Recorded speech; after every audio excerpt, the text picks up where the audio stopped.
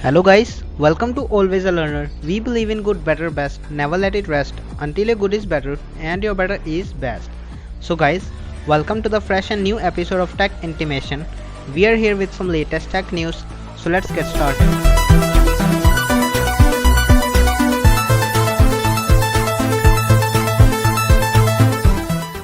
So the first update that we have is about Realme's October 7 event.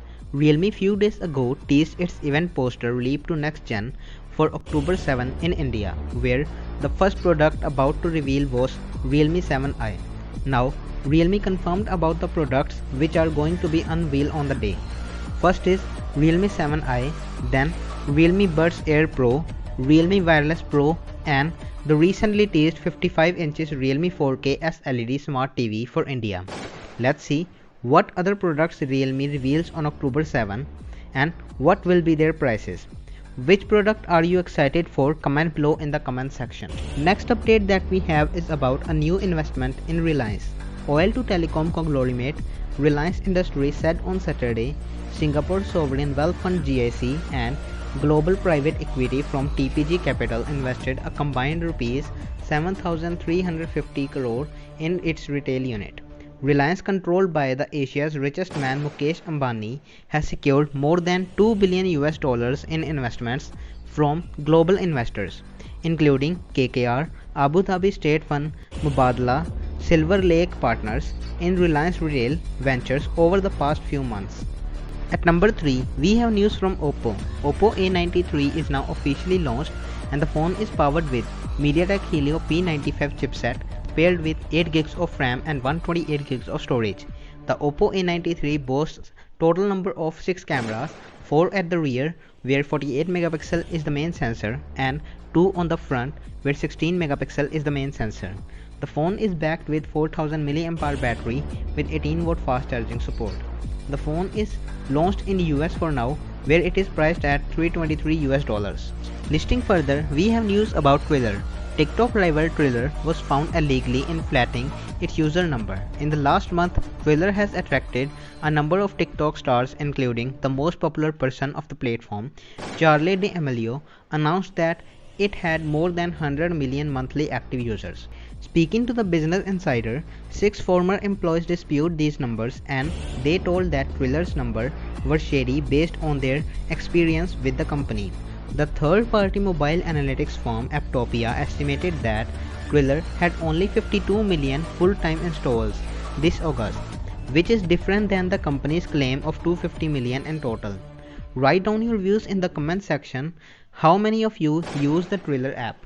Moving forward, the fifth update we have is from Microsoft. Microsoft Surface Laptop Go and updated Surface Pro X have been announced as the latest addition to the company's Surface portfolio. Microsoft Surface Go features a 12.45 inches Pixel Sense display, 10-point multi-touch support, and 13 hours of battery life. The laptop is powered with Intel Core 10th Gen i5 1035G1 processor paired with Intel USD graphics, 16GB of RAM, and 128GB of SSD, where Microsoft Surface Pro X features 13 inches Pixel Sense display and touchscreen. It is powered with Microsoft SQ2 processor paired with 16GB of RAM and 512GB of SSD. Talking about the price, Microsoft Surface Go costs $549 and Surface Pro X launched in India with price of 1,49,999 rupees. Next news that we have is from Twitter. American President Donald Trump reportedly has COVID-19 and while some are wishing for his speedy recovery, others have publicly tweeted a hope that he'll die of the disease. As you might imagine that it's expressly against Twitter's rule and the company tells Motherboard that it will enforce them. In other words, you can't tweet that you hope Trump dies of COVID. Twitter tells the publication that it will suspend people who hope for Trump's death, though it's not clear how often Twitter will be able to do so. Hoping for someone's death is not good. Please comment your views in the comment section if you really think that hoping for someone's death is good. At number 7, we have news from Apple. An Apple patent application published reveals an idea for a foldable smartphone that would include a self-healing display cover, allowing the device to repair the dents or scratches covering the screen. The patent application also says the hypothetical device screen cover may include a layer of elastomers that can lose or regain its shape, like sensitive inner workings of a device are protected. Write down your views in the comment section over this innovative idea. Well, if we talk about the prices of screen repair, the Apple costs a lot. So the last update that we have is about Apple iPhone 13.